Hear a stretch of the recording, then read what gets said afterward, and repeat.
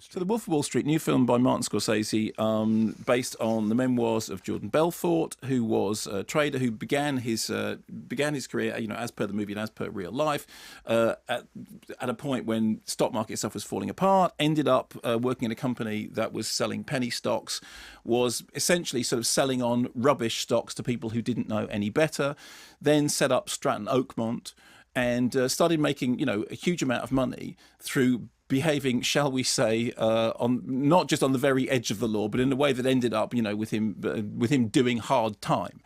And during the course of the movie, he's played by Leonardo DiCaprio, and we see his rise to staggering wealth. I mean, he goes from being somebody who has very little to somebody who is absolutely drenched in wealth. And it is essentially sort of 3-hour orgy of greed and money and drugs and sex and all the other things that always look so tempting on a cinema screen. His sidekick, Donny Azoff, is played by Jonah Hill. In this clip, Jonah Hill realizes for the first time that perhaps Leonardo DiCaprio's character is onto something that he wants to be part of. Excuse me. Yeah. Is that your car on the lot? Yeah. It's a Jag? Yeah. You make a lot of money? Yeah, I do all right for myself. I'm trying to put it together. Nice car. We live in the same building. I'm not understand how much money you make. I don't know, 70,000 last month. I'm serious. Yeah, no, I'm serious too. Seriously, how much money you make? I told you, 70,000. Well, technically 72,000 last month. You made 72 grand in 1 month. Yeah.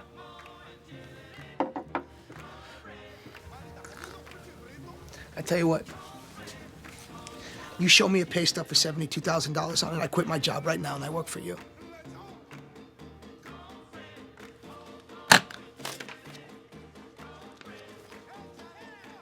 Hey, Paulie, what's up? No, everything's fine. Hey, listen, I quit. Soundtrack's good. Soundtrack sounds good. It's a Martin Scorsese film. So let's do the good stuff first. Leonardo DiCaprio is absolutely full-on, full-throttle OTT, but also very nuanced in the central role. Jonah Hill continues to build on the promise of his work in films like Moneyball, demonstrating he is a versatile performer. And the whole thing has a certain amount of zip, zang, boom in terms of the way it's presented. Rodrigo Prieto makes everything sort of look very sort of, it's easy on the eye. Here are the problems with it. The main thing is there's been this long debate about whether or not it glamorizes the lifestyle that it depicts. I mean, some people have said, well, the thing is, this guy basically, he was crooked and he did all these terrible things, and we don't get to see his victims, and you don't get to see the people that lose money as a result of these pump and dump scams. And actually what we do is we spend 3 hours in his company and he's narrating the story. And obviously, stylistically, this owes a great debt to Goodfellas. And at the centre of Goodfellas, you have a character who is basically, he's a criminal. And yet, somehow, you find his character engaging, despite these terrible things. I mean, really, really genuinely terrible things are going on, but you somehow find a way into the character. And I think that's to do with the writing and the performance. In the case of The Wolf of Wall Street, the primary problem for me is this. I don't think that Scorsese and the writer Terence Winter find a way into this character. I hated Jordan Belfort from the out, and I hated him all the way through the film.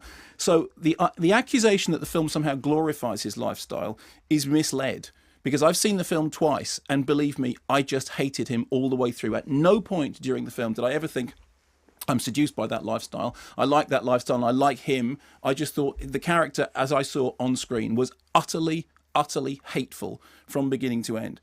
So on a moral thing, this whole thing about the film's That's not necessarily a bad thing, though. No, that's what I'm saying. If he's a hateful person, then hate him. Yes. So from a moral standpoint, I think that argument that it glamorizes and makes you, want to somehow like these characters. Although that said, there are stories that the film's been playing in America, and audiences have been going along, bankers have been going along cheering and saying hooray. But, hey, whatever, you can't judge other people. From my point of view, I saw it twice, and both times around, I absolutely hated that central character. The question then is can you be dramatically interested in a character that you just hate? And I think this is where the film falls down.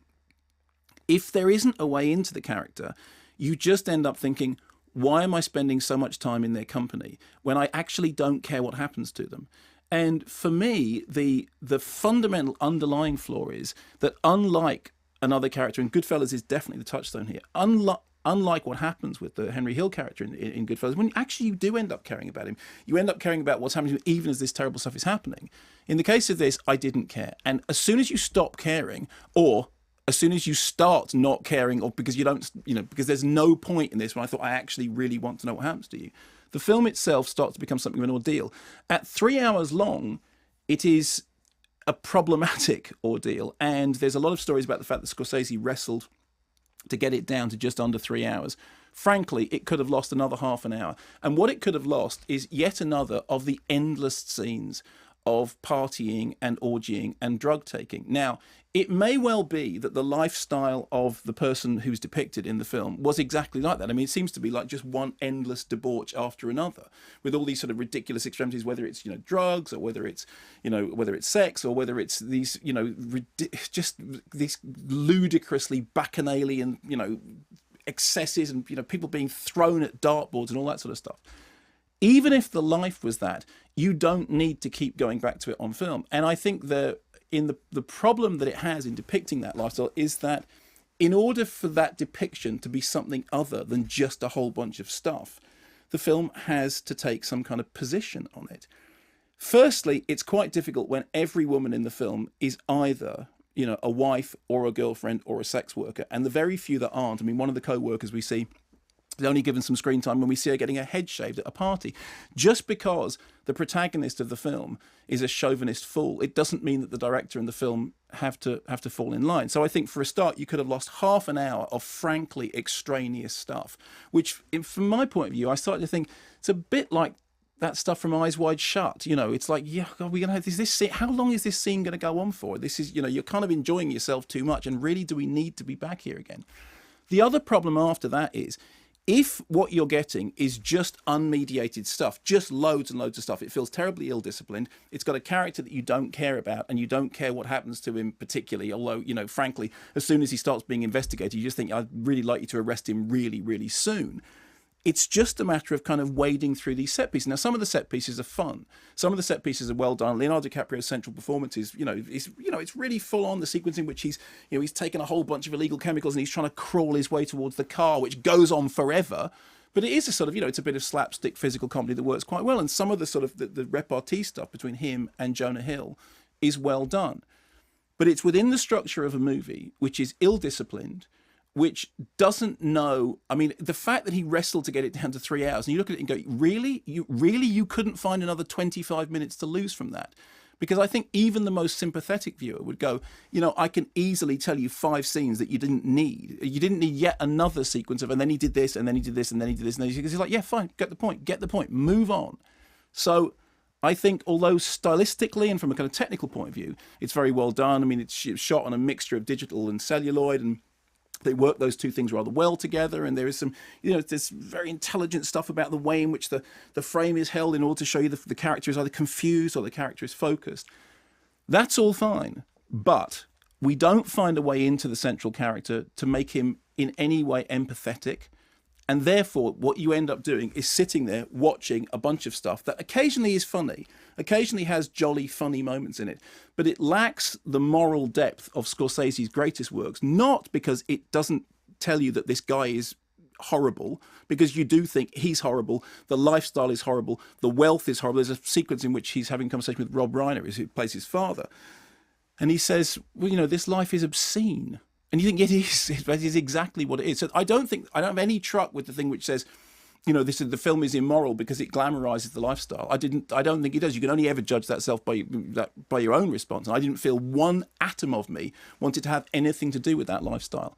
But I do think at 3 hours, it's rambling and indulgent. I think its portrayal of the female characters is very, very problematic. I think it is, a male chauvinist world seen through male chauvinist eyes and narrated by a male chauvinist character.